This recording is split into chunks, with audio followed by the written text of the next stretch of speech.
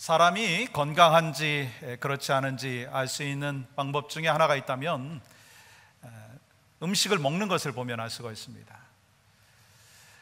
건강하면은요, 음식을 잘 먹습니다. 소화도 잘 시킵니다.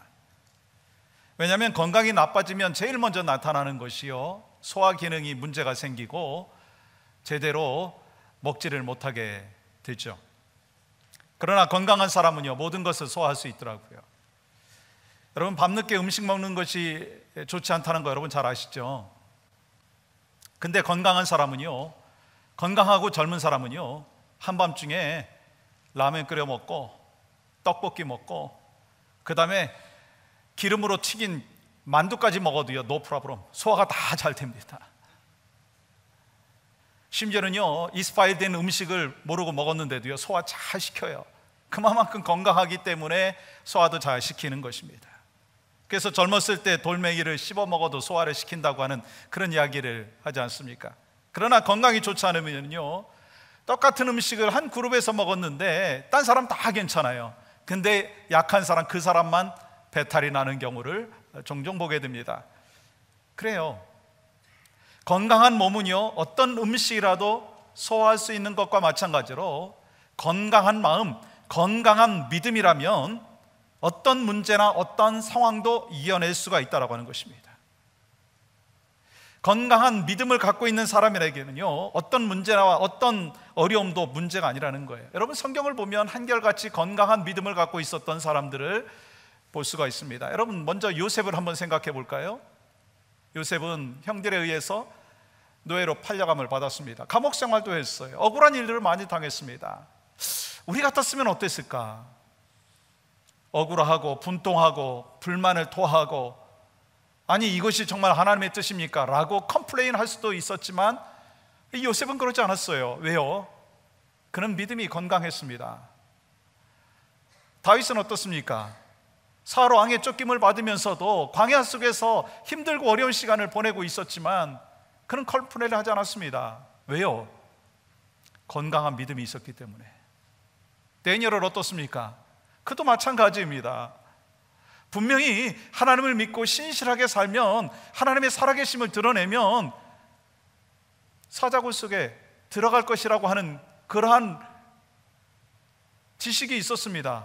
그러한 것을 예견했었습니다. 위험한 상황이 벌어질 것을 알고 있었습니다. 그럼에도 불구하고 그는요, 믿음을 지키고 위험한 상황 속에 접어드는 것을 볼 수 있습니다. 왜 그럴까요? 왜 그럴까요? 믿음이 건강했기 때문이라고 하는 것입니다.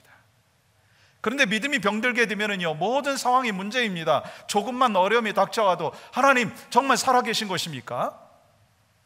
애들이 성적이 좀 떨어져도요, 하는 비즈니스가 좀 안 돼도요, 갑자기 질병이 찾아온다 하면 하나님 정말 살아계십니까?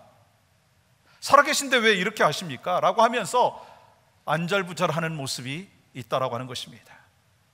그리고 주변의 사람들이 말 한마디 때문에 상처받았다고 얘기하고 사소한 그 일로 부닥쳐가지고 시험 받았다고 얘기합니다. 시험은 준 사람이 없는데 자기 혼자 다 받았다고 얘기하는 거예요. 왜 그렇습니까? 어려운 상황이나 사소한 말이 문제가 아니라 믿음이 병들었기 때문이다라고 하는 것입니다.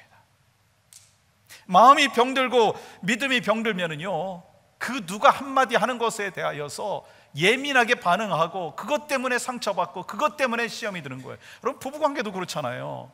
부모와 자식 간의 관계도 그렇습니다. 릴레이션십이 제대로 세워져 있지 않으면 어떤 일이 벌어지는지 여러분 아시잖아요. 별거 아닌데도요, 그것 때문에 시험 들었다고 하고 그것 때문에 상처받았다고 하고 사느냐 못 사느냐 뭐 그렇게 얘기하지 않습니까? 여러분 건강하십니까? 여러분의 믿음은 건강하십니까? 우리는 건강한 믿음을 회복해야 합니다. 왜냐하면 우리 몸이 건강하지 못하면요, 다른 사람들한테 짐이 되잖아요. 마찬가지로 우리 크리스찬으로서 살아가면서 건강하지 못하면, 교회가 건강하지 못하면은요, 세상 사람들한테 세상의 근심거리가 되는 거예요. 염려거리가 되는 것입니다. 소망하기는 여러분과 제가 믿음이 건강해지기를 간절히 소망합니다.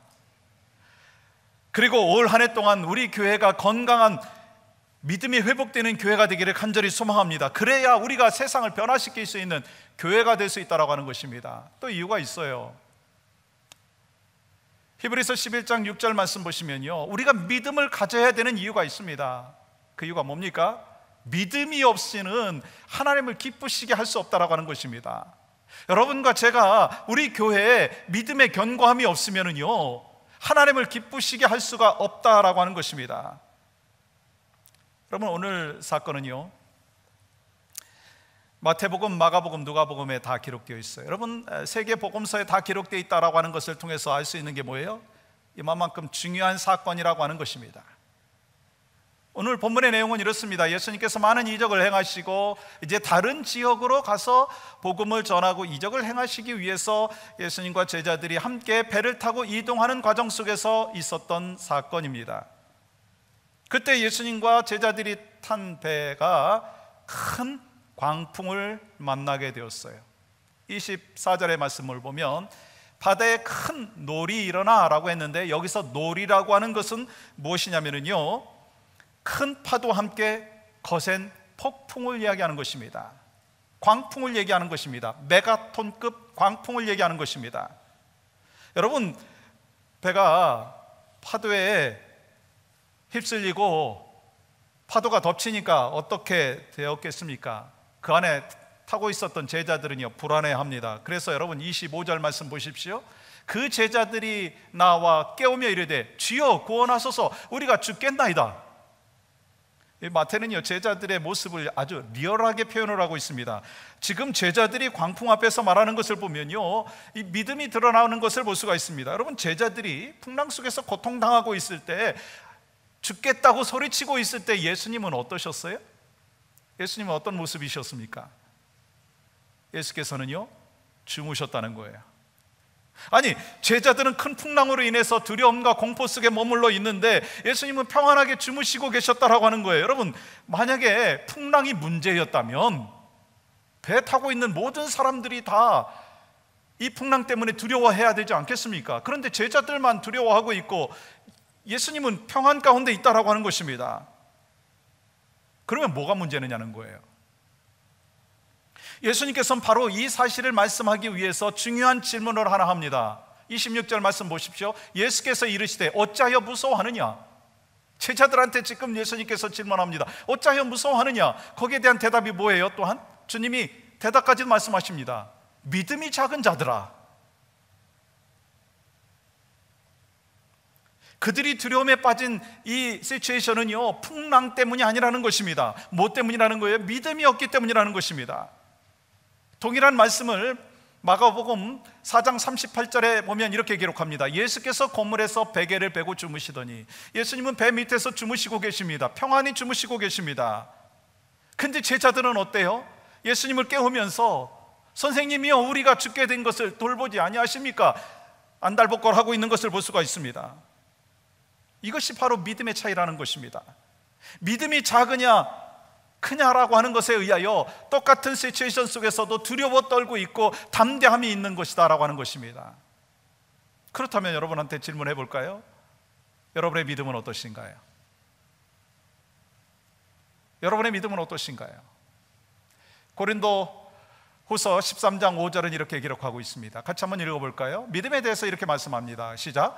너희는 믿음 안에 있는가? 너희 자신을 시험하고 너희 자신을 확증하라. 예수 그리스도께서 너희 안에 계신 줄을 너희가 스스로 알지 못하느냐? 그렇지 않으면 너희는 버림받은 자니라. 우리가 크리스찬으로서 다른 것보다 훨씬 더 중요한 점검을 해야 되는 것이 있는데요, 믿음이 있는가 없는가라고 하는 것을 점검해야 된다는 거예요. 믿음이 큰가 작은가라고 하는 것을 점검해야 된다는 것입니다. 믿음이 흔들리고 있는가 견고한가라고 하는 것을 체크해 봐야 된다고 하는 거예요. 왜냐하면 믿음이 흔들리고 있다면, 믿음이 연약해져 있다면 그것을 바로 세워야 되지 않겠습니까? 회복해야 되지 않겠습니까? 왜냐하면 그래야지 하나님 앞에 기쁨이 되지 않습니까? 그래서 혹시 여러분의 마음 가운데, 여러분의 심령 가운데 믿음이 내가 연약해 있다면, 어떤 시츄에이션 때문에, 어떠한 여러 가지 문제 때문에 믿음이 연약해져 있다면, 오늘 이 말씀을 통해서 왜 내가 믿음이 연약해져 있는가라고 하는 것을 점검해보고 믿음의 회복을 경험할 수 있는 귀한 시간이 되기를 간절히 소망합니다. 그러면 여러분, 우리의 삶의 믿음을 연약하게 하는 것들이 뭐가 있느냐는 거예요. 여러분의 믿음을 연약하게 하는 것들이 뭐가 있습니까? 그 첫 번째는요, 세상의 유혹입니다. 우리가 살고 있는 지금 이 시대는요, 무한 경쟁 시대입니다. 그래서 세상을 바라보면서 우리는 듣는 게 있어요. 뭐냐면 자꾸 속삭이는 것을 듣습니다. 더 높이 올라가야 해. 더 많이 벌어야 돼. 그래서 더 편안하고 안락한 삶을 살아야 돼. 자유로운 삶을 살아야 돼. 좋은 대학 가야 돼. 피라미드 꼭대기에 올라가야 돼. 요즘에 한국에서 가장 유행하고 있는 드라마가 뭔지 아세요? 스카이캐슬입니다. 보니까 거기에 보니까요, 피라미드를 만들어 놓고 너네들은 이 꼭대기에 올라가야 돼 하면서 계속 공부하는 것을 푸시합니다. 그러면서 가정이 힘들어지고 어려워지는 것을 볼 수가 있습니다. 여러분, 세상이 그래요. 좋은 대학 가서 꼭대기에 올라가는 것이 성공이라고 이야기합니다. 그렇게 되기 위해서 더 열심히 공부하라고 합니다. 더 열심히 일하라고 합니다. 물론 우리가 공부 열심히 하고 열심히 일해야 됩니다. 근데 그렇게 살게 되면은요, 우리가 주님 앞에 드릴 시간이 자꾸 없다고 이야기할 수밖에 없다라고 하는 것입니다. 주님과의 관계가 점점 멀어진다는 것입니다. 우선순위가 뒤바뀌기 때문에 우리는 하나님 안에서 살지 못한다는 것입니다. 요즘 세상이 너무나 바쁘지 않습니까? 그래서 주님 앞에 드릴 시간이 없다고 합니다. 왜요? 정말 드릴 시간이 없을까요? 우선순위에서 밀려난 거 아닐까요? 여러분, 연애할 때 한번 생각해 보십시오. 연애할 때요, 우선순위가 뭐였어요? 사랑하는 사람 만나는 게 우선순위였잖아요. 아, 저만 그랬나요? 여러분, 그러지 않으셨어요? 그래서 버스 타고 1시간, 1시간 반 가도요, 원웨이가 그렇게 해도요, 날마다 갔어요. 그리고 헤어지고서 집에 가갖고 또 전화해갖고 졸면서 전화하고. 여러분, 누구의 모습이에요? 아, 저의 모습이에요. 여러분, 그러지 않으셨어요? 아, 요즘엔 뭐 텍스트하고 그러면 되잖아요. 그렇게 하지 않습니까? 사랑하면 우선순위가 바뀌는 거예요. 믿음 생활하면서 마찬가지입니다. 얼마나 바빠요. 은퇴하신 분들도 바쁘다고 얘기하더라고요. 그런데 정말 여러분과 저의 믿음 생활에 있어서 우선순위가 제대로 되어 있다면 바쁜 가운데도 믿음을 지키기 위해서 우리가 살게 된다라고 하는 것입니다. 우리가 세상의 방식대로, 세상 삶의 패턴대로 살면요, 어찌 보면 더 높은 자리에 설 수 있습니다. 그래서 사람들은 뭐라고 얘기합니까? 성공했다, 그렇게 얘기할 수가 있습니다. 그런데 정말 하나님 보시기에 성공했느냐는 것입니다.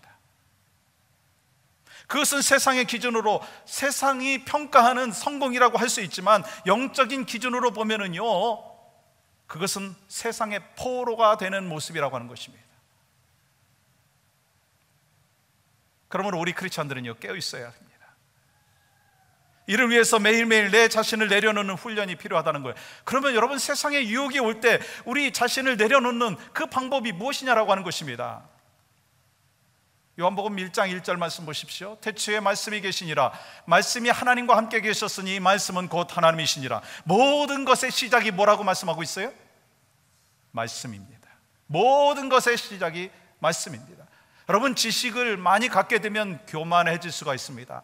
그러나 하나님의 말씀을 우리가 풍성하게 알면 믿음이 회복되어지는 줄 믿습니다. 그렇다면 여러분, 어떻게 믿음이 회복될 수 있느냐는 거예요. 저를 한번 따라해 보시겠어요? 말씀으로 돌아가야 합니다. 로마서 10장 17절 말씀 보시면, 그러므로 믿음은 들음에서 나며 들음은 그리스도의 말씀으로 말미암았느니라 말씀하고 있어요. 여러분, 믿음이 회복되기 위해서는요, 말씀으로 돌아가야 합니다. 말씀을 읽고 말씀을 묵상하고 말씀 속에서 나를 향한 하나님의 뜻이 무엇인가라고 하는 것을 깨달아야 된다는 거예요. 우리가 관계가 서먹서먹할 때 그것을 회복하기 위한 방법이 뭐예요? 자주 만나는 거예요. 하나님과 나와의 관계도 그렇습니다. 혹시 여러분의 믿음이 약해져 있기 때문에 하나님과의 관계가 스트롱하지 못하다면 관계를 회복하기 위해서 주님을 만나야 돼요. 자주 만나야 돼요. 어떻게 해요? 말씀을 통해서 만나라고 하는 것입니다. 이를 위해서 여러분은 예배 자리에 나오셔야 됩니다. 제가 뭐 새벽 기도 나오라고까지는 제가 못하겠습니다. 금요 예배 나오세요. 토요일 날 새벽 기도 나오십시오. 나오셔서 말씀을 같이 듣고 찬양하고 하나님 앞에 영광 올려드리고 예배 시간을 통해서 하나님께서 말씀하여 주시는 그 말씀을 통해서 내 연약한 믿음들을 자꾸 더 스트롱하게 만들어야 된다라고 하는 것입니다. 그래야지 참된 크리스찬의 삶이 된다라고 하는 것입니다. 말씀의 훈련의 자리로 여러분 나오십시오. 그때 말씀이 능력이 되고 이 말씀 속에서 하나님께서 나를 향한 인생의 내비게이션을 분명히 알고 그 내비게이션대로 우리가 살아갈 수가 있다라고 하는 것이죠. 그러므로 말씀의 능력이 여러분과 저 안에 있을 때 세상의 유혹은 이겨낼 수 있고 믿음의 회복의 역사를 경험하게 될 줄 믿습니다. 또한 우리가 믿음이 연약해지는 이유 중에 하나가 있다면 행함이 없는 믿음이라는 거예요.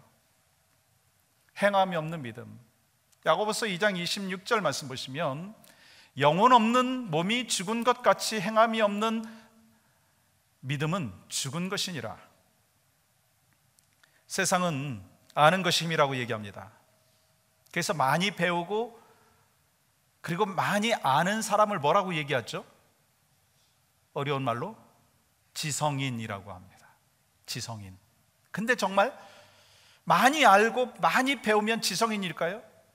그렇지 않습니다. 배운 대로 행할 때 그 사람을 지성인이라고 얘기합니다. 교회 나온다고 해서 모두가 다 성도라고 이야기할 수 있을까요? 하나님의 말씀을 믿고 말씀 안에서 제대로 살고 순종하는 사람만이 진정한 성도라고 이야기할 수가 있다라고 하는 것입니다. 무슨 얘기예요? 믿음이 중요합니다. 부인하지 않습니다. 그러나 믿음대로 순종하고 사는 삶이 참된 믿음의 사람이라고 하는 것입니다. 이를 위해서 우리는 힘쓰고 있어요. 목사인 저도 힘써야 되고요, 여러분들도 힘써야 됩니다. 찰스 알렌이라고 하는 신학자가 미국의 여러 지역의 교회를 대상으로 이 성도들의 신앙생활에 대해서 조사를 했어요. 근데 신앙생활에 대해서 조사하는 그 서베이를 하는 그 대상들이 다 이런 얘기를 했어요. 나는 크리스천입니다 라고 이야기를 하고 이제 답변을 하기를 시작을 했습니다. 그러면서 조사를 했는데 그 중에서 20%의 사람들은요, 주일 성수를 제대로 하지 않고 있다고 얘기합니다. 또한 25%의 신자들은 일주일에 기도하는 시간이 전혀 없다고 얘기합니다. 또한 35%의 신자들은 전혀 성경을 읽지 않고 있다고 이야기합니다. 또 40%의 성도들은 헌금 생활에 전혀 관심이 없다고 이야기합니다. 그리고 75%의 교인들은 교회 출석 이외에는 어떤 일도 맡은 것이 없다고 얘기합니다. 믿으면 구원받습니다. 여러분 이 사실 아시죠? 저도 분명히 이 믿음과 확신을 갖고 있습니다. 그러나 구원받은 사람에게 반드시 하나님의 자녀로서 합당한 삶의 모습이 있어야 된다는 거예요. 여러분, 주일 성수 안 하는 그런 사람이 20%고 기도 전혀 안 하고 있는 사람들이 25%고 그리고 35%는 전혀 성경을 읽지 않고 40%는 성경을 읽지 않을 뿐만 아니라 헌금 생활도 안 하고, 그런데 그들이 나중에 한 가지 질문을 했는데 모두가 다 예스 했다고 합니다. 그 마지막 질문은 뭐였느냐면 죽으면 천국에 갈 것을 소망하고 있다라고 하는 것에 대해서는 모두가 예스 했다라고 하는 거예요. 우리가 믿는 것에서 만족하지 아니하고 믿음대로 행하는 하나님의 사람이 돼야 진짜 믿음이라고 하는 것입니다. 말씀을 듣고 알아도 행하지 아니하면 아무 변화가 일어날 수가 없고요, 아무 능력이 일어날 수 없고요, 아무 유익이 없고요, 아무 축복이 없습니다. 구원받은 자로서 마땅히 행해야 될 그 일들에 대하여 순종하는, 그래서 믿음의 견고한 믿음의 축복의 종들이 되기를 주의 이름으로 간절히 축복합니다. 우리가 행동하는 삶을 통해서 하나님의 사랑을 세상에 보여줘야 된다는 거예요.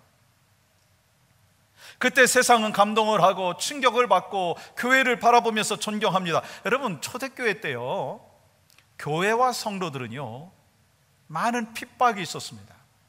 아시잖아요.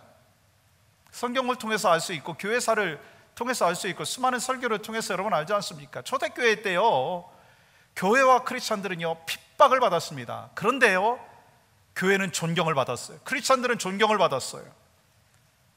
그만큼 교회가, 크리스찬들이 세상을 이끌었고 세상을 걱정했고 세상을 위하여 기도했습니다. 세상보다 앞서갔었습니다. 그러나 지금 우리의 시츄에이션을 보면 어떻습니까? 핍박이 있습니까? 우리가 살고 있는 이 미국 땅에서 크리스찬이라고 해서 핍박이 있습니까? 왜 교회 나가느냐고 핍박을 합니까? 그런 거는 없어졌습니다. 지금 모슬렘권에서는 아마 여러 가지 모양으로 핍박이 있는 것으로 우리는 잘 알고 있습니다. 그런데 세상은요, 교회를 존경하지 않습니다. 세상은요, 교회를 걱정하고 있습니다. 그래서 우리에게 필요한 게 뭔지 아세요? 저를 한번 좀 따라해 보시겠어요? 정신 차려야 합니다.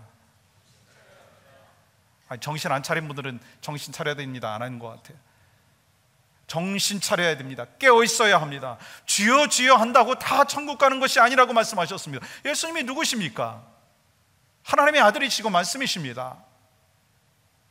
왜 말씀이신 예수님께서 성육신하셔서 이 땅에 오셨습니까? 거룩하신 그분이 왜 죄 많은 이 세상에 오셨습니까? 만왕의 왕이신 예수님께서 왜 우리에게 생명을 주시고 우리 안에 들어와 계십니까? 왜 예수님께서 제자들의 발을 씻기셨습니까? 왜 예수님께서 가시면류관을 쓰셨습니까? 왜 예수님께서 양손과 발에 못을 박히셨습니까? 그것은 하나님의 말씀을 순종하기 위해서였습니다. 말씀대로 살기 위해서였습니다. 예수님이 그렇게 사셨다면, 우리가 믿는 예수님이 그렇게 사셨다면 이제는 누구 차례일까요? 이제는 누구 차례느냐는 거예요. 바로 여러분과 저의 차례라고 하는 것입니다. 말씀대로 순종하는 삶이 바로 여러분과 저에게 있어야 될 줄 믿습니다. 그때 바로 우리는요, 믿음의 회복이 있다는 거예요. 말씀대로 행하는 삶의 모습이 있을 때 믿음의 회복이 있다는 거예요. 말은 그렇게 잘합니다. 아는 것도 많아요. 성경 퀴즈 대회하면 가장 먼저 손들고 상은 가장 많이 탈 수 있습니다. 그러나 그것이 하나님이 원하시는 크리스찬의 삶이 아닌 것을 우리는 너무나 잘 알고 있습니다. 특별히 우리 아이들을 교육하고 아이들에게 신앙의 본이 되기 위해서는 어떠한 상황 속에서도, 어떠한 난관 속에서도 믿음의 담대함이 있어야 되는 거예요. 말씀대로 순종하는 삶의 모습이 있기를 주님의 이름으로 간절히 축복합니다. 믿음이 연약하게 될 때는요, 인내하지 못함으로 인하여서 믿음이 연약해집니다. 여러분, 만약에 우리 인생에 고난과 어려움이 없다면 어떨까요? 여러분과 저희 인생에 고난과 고통이 없다면 어떨까요? 참 좋겠죠. 근데 계속 좋을까요? 만약에 우리 인생에 고난과 어려움이 없고 기도 제목이 없다면 우리는 하나님을 잊어버리고 내 자신이 우상이 될 것입니다. 점점 더 편안한 삶을 추구하게 될 것이고 더 교만해질 것입니다. 이것이 우리의 모습이에요. 그러면 그렇게 하나님을 잊어버리고 사는 것이 축복이겠습니까? 하나님 모르고 살다가 하나님 앞에 서면 그때는 이미 늦었다라고 하는 거예요. 그러므로 인생의 고난 속에서 인내하지 못하면은요, 진정한 행복을 누리지 못하는 것이고 불행의 강가로 나아가는 것입니다. 우리가 걱정하고 컴플레인 한다고 해갖고 우리 인생이 바뀌는가요? 아니에요. 여러분, 예수님 어떠셨어요? 예수님이 고난 앞에서도 인내하신 거 여러분 잘 알지 않습니까? 가룟 유다의 그 일행들이 주님을 잡으러 왔을 때 인내하셨어요. 제자들이 배신하고 도망가는 그 순간에도 주님이 인내하셨습니다. 가시면류관을 쓰실 때도 주님이 인내하셨고요, 십자가에 못 박혀 돌아가시는 가운데도 주님이 인내하셨어요. 뭘 보고 인내하셨습니까? 십자가 지신 후에 영광의 기쁨을 바라보며 인내하셨다는 거예요. 히브리서 12장 2절 말씀 보시면 히브리서 기자는 이렇게 얘기합니다. 예수를 바라보자. 그는 그 앞에 있는 기쁨을 위하여 십자가를 참았다. 그렇게 인내하셨기에 죽은 후에 3일 만에 부활하시고 하늘 보좌에 앉으신 것입니다. 그러므로 여러분은 힘들 때 주의 십자가를 바라보기를 간절히 소망합니다. 믿음은 인내를 통해서 강해지는 거예요. 하나님께서는 우리의 믿음이 그저 온실 안에 있는 약한 화초처럼 지내는 것을 원치 않습니다.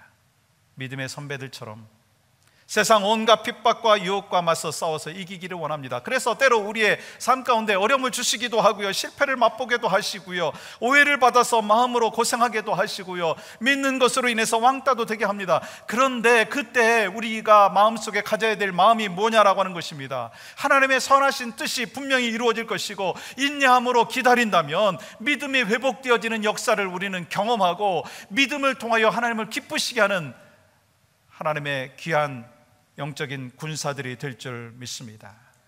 우린 살아가면서 믿음을 연약하게 만드는 일들이 많이 나타나는 것을 분명히 압니다. 그러나 세상 유혹을 하나님의 말씀으로 이기고 하나님의 말씀대로 순종하고 인내함으로 살아갈 때 믿음이 회복되어지는 거예요. 그렇게 믿음이 회복되어지면 풍랑 속에서도 우리는 믿음의 흔적을 남길 수가 있습니다. 여러분, 그러한 믿음의 흔적을 남긴 한 분을 제가 소개하고 오늘 말씀을 마무리하려고 합니다. 이 내용은요, 92세를 사시고 천국에 가신 모 권사님의 천국 환송 예배를 드리는 중에 나누었던 어느 목사님의 조사, 이올로지의 내용입니다. 제가 그분의 허락을 받고 제가 설교 시간에 인용을 하고 있습니다. 제 인생 최초의 교회는 제가 태어나기 9년 전에 여기 누워 계신 권사님의 사랑방에서부터 시작이 되었습니다. 한국전쟁이 발발하고 가난과 인습에 찌들려 있던 그 옛날 충청도 시골에서, 그것도 결혼 4년 만에 혼자 되신 권사님은 자신의 집을 내어주고 하나님의 잃어버린 영혼들을 추수하는 일을 시작하셨습니다. 그 교회는 올해로 창립 69주년이라고 하는 적지 않은 역사를 갖고 있습니다. 주변에는 수덕사라고 하는 커다란 절의 영적인 영향력과 무당들이 판치던 그 시절들 속에서 교회는 너무 초라하고 보잘것없어서 사람들의 손가락질을 받았고, 지나가던 사람들이 돌을 던져 유리창을 깨도 하소연할 수 없던 그러한 교회였습니다. 그러나 교회는 구원이고 생명이었기에 점점 그 지역을 영적으로 장악하기 시작을 했고, 인생의 문제를 해결하기 위하여 절을 찾았고 무당을 찾았던 사람들이 점점 교회로 오기 시작했습니다. 보잘것없는 그 교회는 지금까지 셀 수 없는 수많은 잃어버린 영혼들을 추수해왔고, 여전히 120여 명의 교인에 불과한 시골 교회이지만 해외에 24개 교회를 세우고 영혼 구원 사역을 감당하고 있습니다. 사람은 싫든 좋든 흔적을 남기게 되어 있습니다. 권사님은 이 땅의 여느 여인들처럼 한 많고 험악한 여자의 일생을 살아오셨습니다. 그리고 마지막에는 치매로 시달리셨습니다. 그러나 권사님은 멋진 믿음의 흔적을 남기셨습니다. 지금도 그 교회를 통해서 잃어버린 많은 영혼들이 돌아오고 있으니 코끝에 호흡이 멈추면 안개처럼 사라져갈 흔적이 아닌 영원한 믿음의 흔적이 아니겠습니까? 저는 권사님이 부럽습니다. 권사님이 자랑스럽습니다. 바로 이 사실 앞에서 유가족들에게도 슬픔 속에서도 기뻐하시고 감사하시고 함께 우리 모두가 이 땅에서 영원한 믿음의 흔적을 남기기로 권사님의 주님 죽음 앞에서 옷깃을 여며보는 기회가 되었으면 좋겠습니다. 권사님은 저의 생명의 은인입니다. 그리고 여전히 많은 분들 안에 살아계시는 소중한 분이십니다. 인생의 어느 순간에 예수 믿으시고 혼자 되셔서 온갖 지시를 한 몸에 받으시면서도 기꺼이 자신의 집을 교회로 내어놓으시는 그 순간부터 하나님의 아름다운 영혼의 추수는 시작되었습니다. 권사님은 가난을 은식 삼고 편견과 불편을 벽에 삼아 시골의 작은 교회를 세우심으로 기꺼이 주님을 위한 거룩한 소모품이 되셨습니다. 저는 장례 예배 집례하기 전까지만 해도 그 권사님이 결혼한 지 4년 만에 혼자 되시고